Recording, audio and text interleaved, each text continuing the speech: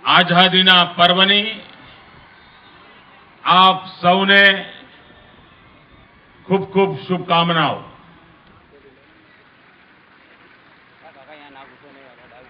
પૂજ્ય મહાત્મા ગાંધી,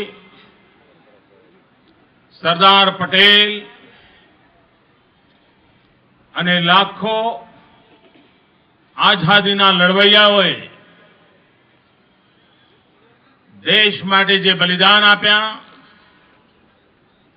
એવા સૌ મહાપુરુષોને, ત્યાગી તપસ્વી જીવનોને આજના પાવન પર્વે નમન કરું છું અને એમણે આઝાદીની લડત લડીને માં ભારતીને ગુલામીની જંજીરોમાંથી મુક્ત કરાવી આપણને સૌને આઝાદીનો શ્વાસ લેવા માટેની એક નવી શક્તિ બક્ષી, એનો હું ઋણ સ્વીકાર કરું છું અને તિરંગા ઝંડાની સાક્ષીએ આઝાદી માટે બલિદાન દેનાર સૌને એ વિશ્વાસ આપું છું કે આપે જે સ્વપ્ન લઈને માં ભારતીને ગુલામીની જંજીરોમાંથી મુક્ત કરાવી હતી, એ સપના પૂરા કરવા માટે ગુજરાતના 5.5 કરોડ નાગરિકો, ગુજરાતની જનતા કોઈ કસર નહીં છોડે, ત્યાગ, તપસ્યા, પરિશ્રમની પરંપરા પર ચાલીને આપે જે સપના સેવ્યા હતા, એ સપનાને પરિપૂર્ણ કરવા પ્રયાસ કરશે। ભાઈઓ બહેનો, ગુજરાત એ વાતનું ગર્વ લઈ શકે એમ છે અને ગર્વ લેવાનો આપણો હક પણ છે અને નમ્રતાપૂર્વક એનો ઉદ્ઘોષ આ તિરંગા ઝંડાની સાક્ષીએ જ્યારે કરીએ છીએ ત્યારે કોઈને નીચા દેખાડવા માટે નહીં, કોઈના અહમને પોષવા માટે નહીં, પરંતુ સામાન્ય માનવીને કશુંક સારું કરવાની પ્રેરણા મળે, આપણને પણ આજ સુધી જે સારું કર્યું હોય એને વધારે સારું કરવાની ઈચ્છા જાગે। એ નમ્ર ભાવથી મારે કહેવું છે કે ભારતની વિકાસ યાત્રા, ભારતની ગરીબી સામેની લડાઈ, ભારતના નવજવાનોને રોજીરોટી, ભારતની મા બેટીઓને ગૌરવપૂર્ણ જીવન, એ અપાવવા માટેના જે કંઈ પ્રયાસો થયા છે, એ સઘળા પ્રયત્નોમાં ગુજરાત અગ્રીમ હરોળમાં રહ્યું છે। જેમ સ્વરાજ્યના આંદોલનનું નેતૃત્વ ગુજરાતની ધરતીએ કર્યું, બાપુ અને સરદારે કર્યું, એ જ રીતે સુરાજ્યના આંદોલનનું નેતૃત્વ પણ 5.5 કરોડ ગુજરાતીઓએ કર્યું છે અને દેશની સમસ્યાઓના સમાધાન માટેના રસ્તા આ ગુજરાતે બતાવ્યા છે।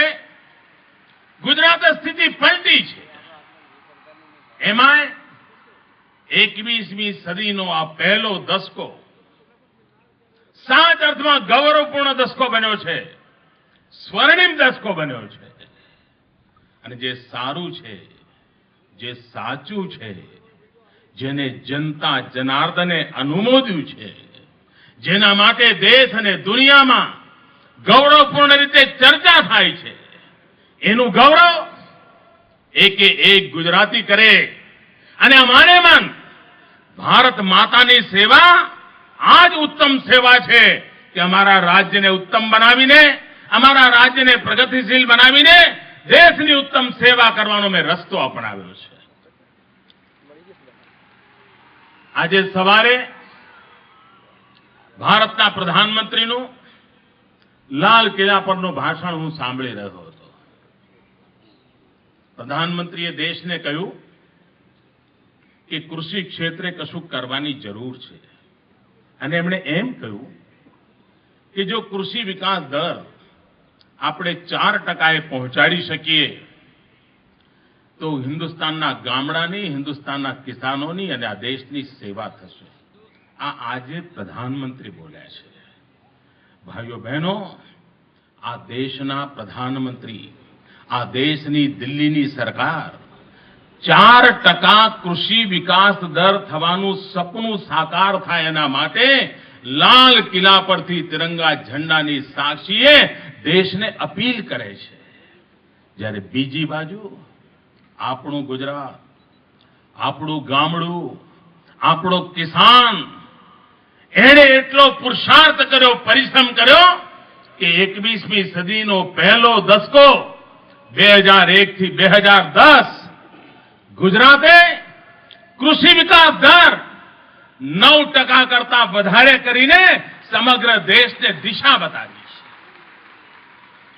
પ્રધાનમંત્રીજી 4%ની વાત કરે અને ગુજરાતનો કિસાન 9% સાકાર કરી બતાવે, એ જ બતાવે છે કે હિન્દુસ્તાનની વિકાસ યાત્રામાં ગુજરાત કેટલું મોટું યોગદાન આપી રહ્યું છે.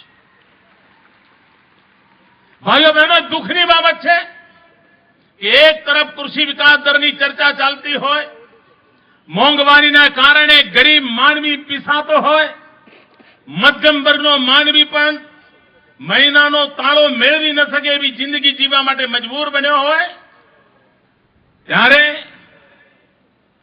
અન્નના ભંડાર સડી રહ્યા હોય, લાખો ટન અનાજ સડી રહ્યું હોય અને લાલ કિલ્લા પરથી દેશના પ્રધાનમંત્રીનો વેદનાનો એક શબ્દ સાંભળવા ન મળે, ત્યારે ઘા પર મીઠું ભભરાવાની પરિસ્થિતિ પેદા થતી હોય છે.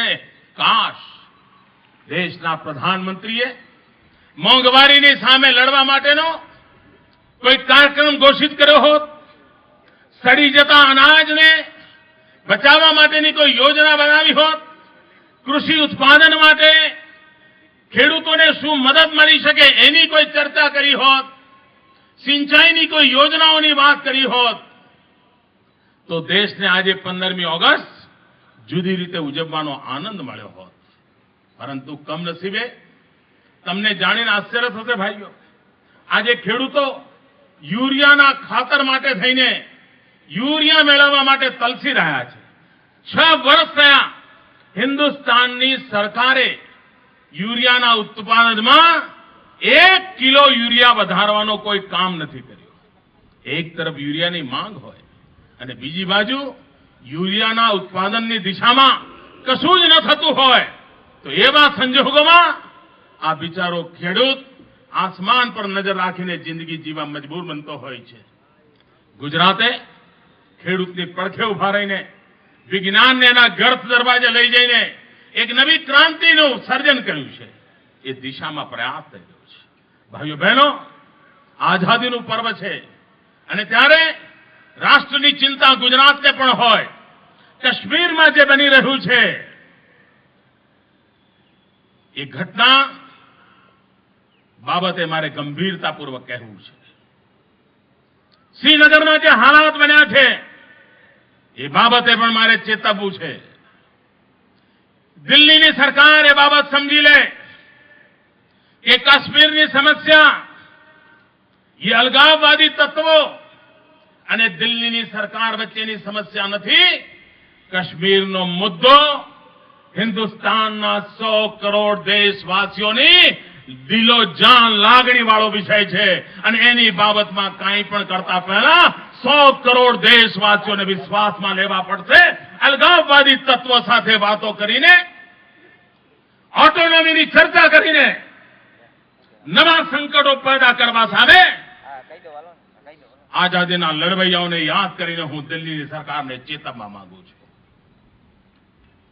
કાશ્મીરની સમસ્યા સરદાર પટેલે બધા જ દેશી રજવાડોને એક કરી દીધા, વિલીનીકરણ કરી દીધું. દેશ એક બની ગયો, એક કાશ્મીર. પંડિત નહેરુએ પોતાની પાસે રાખ્યું. આજે 60 વર્ષ કરતા વધારે સમય થયો. આજે પણ બોમ્બ, બંદૂક અને પિસ્તોલ નિર્દોષોને રહેસી રહ્યા છે. ભાઈઓ બહેનો, આતંકવાદની શરણ કોઈ દિવસે આ દેશનું ભલું નહીં કરે.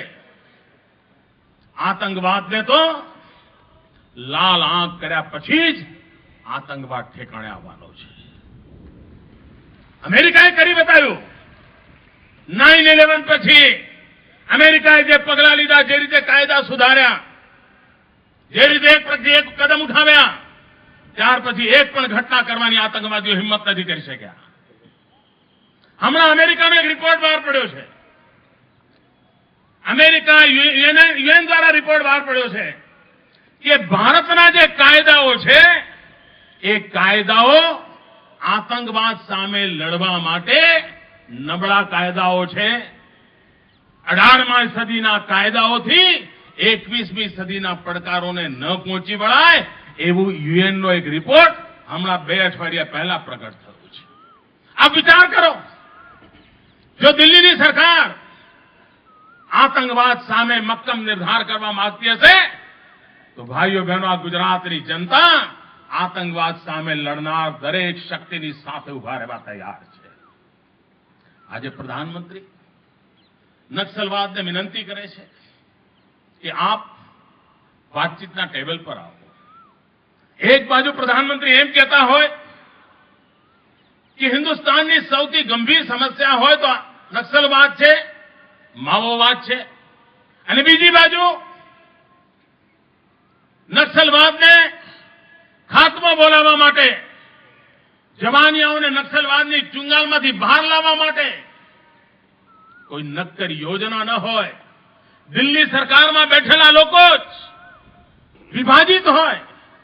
કોઈ મંત્રી કોઈ એન્કાઉન્ટરના હત્યા કહેતું હોય, બીજા મંત્રી એન્કાઉન્ટરને એન્કાઉન્ટર કહેતા હોય, કોઈ એક મંત્રી ના સમારંભની અંદર નક્સલવાદીઓ ચડીને મંચ પર પહોંચી જતા હોય અને બીજા મંત્રી નક્સલવાદને ખતમ કરવાની વાત કરતા હોય. આખી પરિસ્થિતિનો ફાયદો નક્સલવાદીઓ ઉઠાવી રહ્યા છે. ભાઈઓ બહેનો, નક્સલવાદની સમસ્યાના અનેક મૂળ હશે, અનેક સામાજિક આર્થિક કારણોની ચર્ચા થતી હશે, પરંતુ નક્સલવાદ પાસે શસ્ત્રો કયા રસ્તેથી પહોંચે છે, દુનિયાના કયા દેશમાંથી આટલા શસ્ત્રો આવે છે, આ શસ્ત્રોના રસ્તાઓ બંધ કરવાનું કામ દિલ્હીની સલ્તનત કરી શકે. અને એકવાર જો શસ્ત્રોના રસ્તા બંધ થઈ જાય તો નક્સલવાદને પણ શરણે આવવું પડે, નક્સલવાદને વાતચીતના ટેબલ પર આવવું પડે. પરંતુ એના માટે ઈચ્છા શક્તિ જોઈએ, મક્કમ નિર્ધાર જોઈએ. અને દેશ દિલ્હીની સરકાર પાસે અપેક્ષા કરે છે કે નિર્દોષ લોકોને નક્સલવાદીઓના ભરોસે, આતંકવાદીઓના ભરોસે જીવવા માટે મજબૂર ન કરી શકાય. આ દેશની જો ગંભીર સમસ્યા પ્રધાનમંત્રીજી માનતા હોય તો સમયની માંગ છે કે નક્સલવાદ સામે લડવા માટેની એક વ્યૂહરચના હોય.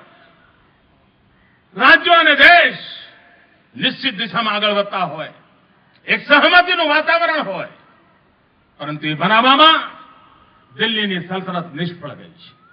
ભાઈઓ બહેનો, આ દેશ દુનિયાનો સૌથી યુવાન દેશ છે. સમગ્ર વિશ્વની સૌથી વધારે યુવા જનસંખ્યા આપણા દેશમાં છે. આ યુવા શક્તિ ન માત્ર હિન્દુસ્તાનનું, વિશ્વનું ભાગ્ય બદલવા માટે સામર્થ્યવાન છે. આ યુવા શક્તિને પ્રેરણા કોણ આપશે? આ યુવા શક્તિને અવસર કોણ આપશે? આ યુવા શક્તિમાંથી પુરુષાર્થના સામર્થ્યને જગાવીને ભારતના ભાગ્ય બદલવા માટેનો નકશો કોણ તૈયાર કરશે? આજે કમનસીબે લાલ કિલ્લા પરથી દેશના યુવાનો માટે, દેશની માતાઓ માટે, દેશની બહેનો માટે કોઈ ઉત્સાહજનક વાત જ્યારે સાંભળવા ન મળે ત્યારે કલ્પના કરી શકાય છે કે હવે હિન્દુસ્તાન દિલ્હીના ભરોસે ચાલી શકે સ્થિતિ રહી નથી. દેશની આવતીકાલ હિન્દુસ્તાનની સરકાર ઉજાડી શકે એ દ્રશ્ય નથી. અને એવે વખતે માં ભારતીની સેવા કરવા માટે, માં ભારતીનું ભાગ્ય બદલવા માટે ગુજરાત જેવા રાજ્યોની જવાબદારી વધી જાય છે. અને જવાબદારી ઉઠાવવા માટે ગુજરાત એડી ચોટીનું જોર લગાવવા તૈયાર છે, પુરુષાર્થ કરવા તૈયાર છે, અન્નના ભંડાર ભરવા તૈયાર છે, આતંકવાદને નશ્યત કરવા તૈયાર છે. કોકે તો દિશા બતાવી પડે. એ દિશા બતાવવાનો પુરુષાર્થ, એ દિશા બતાવવાનો પ્રયાસ આ ગુજરાતની ધરતી પર થઈ રહ્યો છે, એનું મને ગર્વ છે. ભાઈઓ બહેનો, ગયા કેટલાક વર્ષોથી કોઈ મહિનો એવો નથી જતો કે જ્યારે ગુજરાતને વિશ્વ કક્ષાનું સુરાજ્ય માટેનો કોઈ એવોર્ડ ન મળ્યો હોય, સુશાસન માટેનો કોઈ એવોર્ડ ન મળ્યો હોય એવો એક મહિનો નથી જતો. હમણાં યુનાઇટેડ નેશને એક પુસ્તક બહાર પાડ્યું. એક ગ્રંથની અંદર દુનિયાના બધા જ દેશોમાં સારું સરકાર ચલાવવા માટે, પ્રજાકીય સારી યોજનાઓ ચલાવવા માટે જે ઉત્તમ કામગીરી થઈ હોય એ ઉત્તમ કામગીરીના મહત્વના યોજનાઓ લઈને એને સંકલિત કરવામાં આવી છે. આખા વિશ્વમાંથી કુલ 200 યોજનાઓ પસંદ કરવામાં આવી છે, આખા વિશ્વમાંથી, અને એમાં ગ્રંથસ્થ કરવામાં આવી છે. દુનિયામાં પસંદ પામેલી 200 યોજનાઓમાં હિન્દુસ્તાનની 4 છે.